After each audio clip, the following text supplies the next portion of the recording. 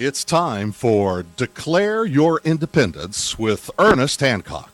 Believe me when I say we have a difficult time ahead of us.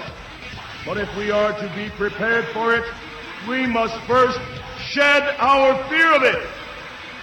I stand here without fear because I remember that I am here not because of the path that lies before me, but because of the path that lies behind me.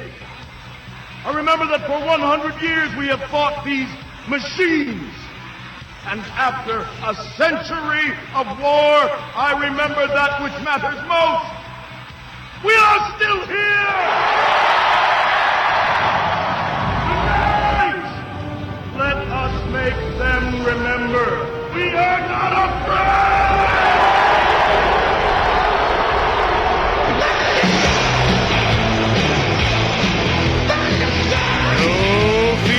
No fear here on Declare Your Independence with me, Ernest Hancock. I tell you, another unafeared individual, Kwiatkowski, retired colonel from the Air Force, sitting there at the Pentagon watching this stuff happen and was compelled. Yeah, that's one thing, Karen. I want to ask you, what was why you and not any one of thousands of other people, or hundreds at least, or a couple of dozen, that, knew what was going on? We were being marched into war where people were going to die. Things were going to get broke and blown up, and people were going to die on both sides of this. And how many people took the position that you did?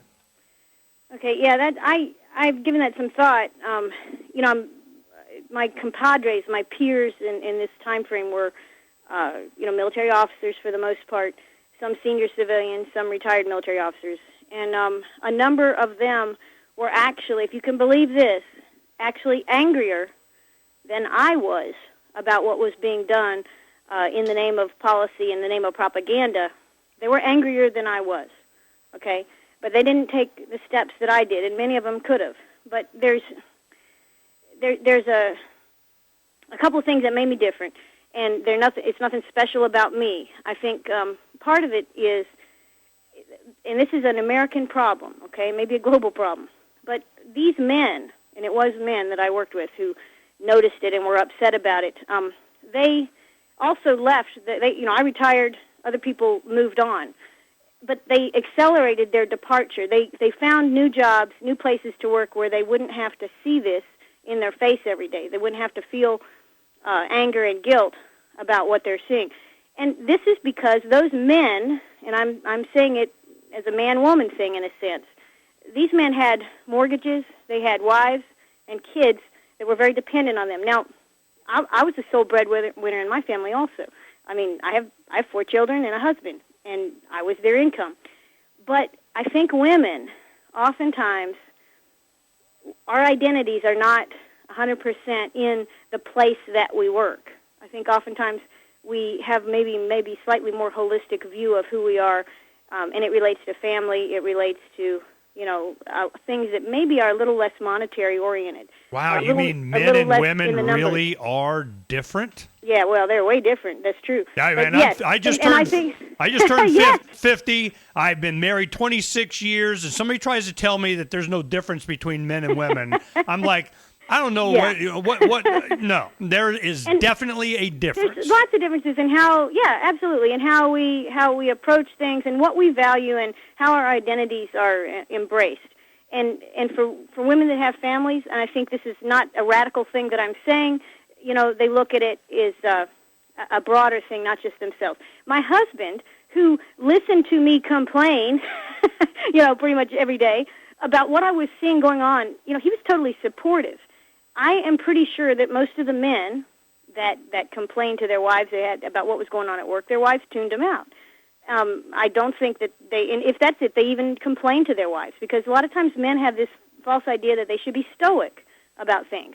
So my husband, he didn't get the details, but he kind of definitely understood that we were marching to war without any factual or legal justification, and that was being done consciously. So he understood why I was mad, and he supported that.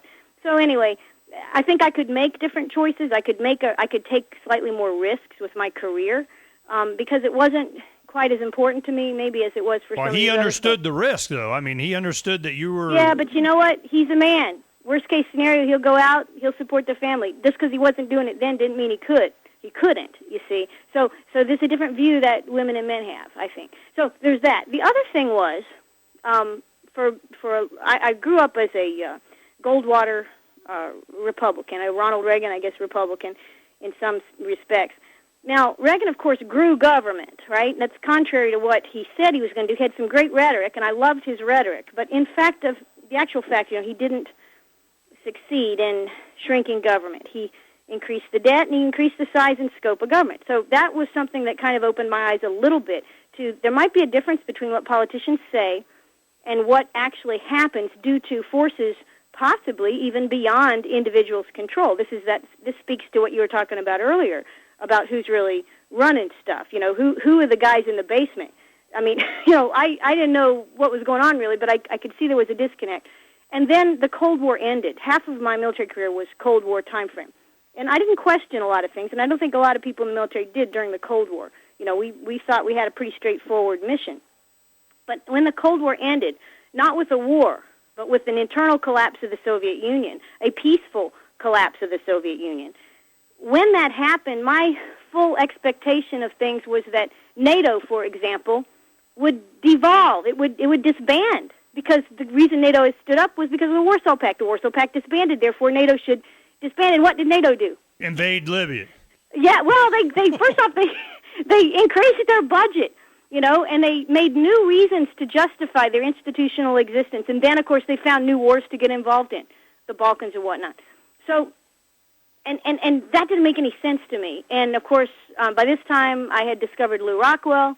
I realized I was a libertarian. I didn't change. I was a libertarian all my life. But I found out, the Republicans really aren't libertarian, and they don't believe in some of the same things. And certainly they're not bound by the Constitution any more than Democrats were. So I had a philosophical framework that I think allowed me to criticize from within the system and to feel that I was right. Now, that doesn't mean I'm right. But if I believed I was, if I believed I had the philosophical underpinning, then I think that gave me the kind of the impetus to go forward. And that's the difference. But I'm going to tell you, I hear from lots, even to this day. I write an article for Lew Rockwell, I get email. I get a lot of it from folks inside the Pentagon, folks wearing uniforms, retired guys who work as civil servants to the Pentagon. They're reading this stuff. Their framework is a shared framework to what I had. So we have lots of potential to change the system. But anyway, I think that's what made me different. I was intellectually open to the idea that government might lie, because there are a lot of people, even to this day, even though they think Obama will lie, they won't admit that Bush lied or Clinton lied or any of the previous ones lied. They think, just the one I don't like lies. But, I was kind of open to the idea that government by its very nature is, deceptive, power-hungry, brutal, and, as a libertarian, I would say evil. So all the more reason why Karen wants to seek the power and run for Congress. We're going to... You set me up, man. You walked right into that one. Yeah, I sure did. So what we're going to do when we come back after this next break, I've been involved in politics since 90 and run for Congress, 3 times, U.S. Senate against McCain once, Secretary of State twice, legislature. Oh yeah, in 2004, me and McCain, man, we were having some fun. So this is, I've used this as a bully pulpit and a free soapbox to be all kinds of a butthead. But I'm telling you, never was it my intention to give a rip about how many votes I got. Even though we were very successful, largest third-party vote count up till David Nolan. David Nolan, founder of the Libertarian Party, was the only one that was able to beat my federal record. So, wow. So I'm going, cool. I give it up to that. I have to run again. So what happens is that now we have Karen seeing the opportunity to run for Congress. Maybe we'll see what happens. We'll talk about it when we come back as a voice. And just listening to her over the past hour of what she knows, I love for them to challenge her on foreign policy. I would love for them to challenge her on economics. I would love for them to challenge her on the budget. I would love for them. Oh, you see how much fun we can have? Oh, we'll talk about more when we come back here on Declare Your Independence with me, Ernest Hancock, and Karen Kwiatkowski. Just a little bit.